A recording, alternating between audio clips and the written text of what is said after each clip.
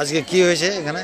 আজকে সন্ধ্যার সময় হঠাৎ করে তার পরিবারের আখা থেকেই আগুনের উৎস, আর এই আগুনের উৎস এমনভাবে নিঃস্ব পরিবারগুলোকে ধ্বংসের আকারে পরিণত করলো।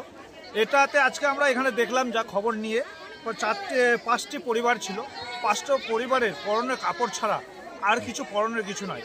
আমরা চাইছি আপনাদের মধ্য দিয়ে এই সরকারিভাবে মানুষগুলোকে সাহায্য সহযোগিতার হাত বাড়াক, এবং কি আমরা গ্রাম পঞ্চায়েতের পক্ষ থেকে এই অবস্থাতে কিছু খাদ্য এবং পলিথিনের ব্যবস্থা আমরা করছি।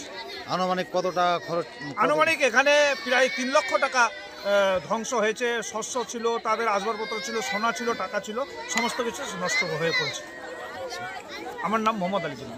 আচ্ছা,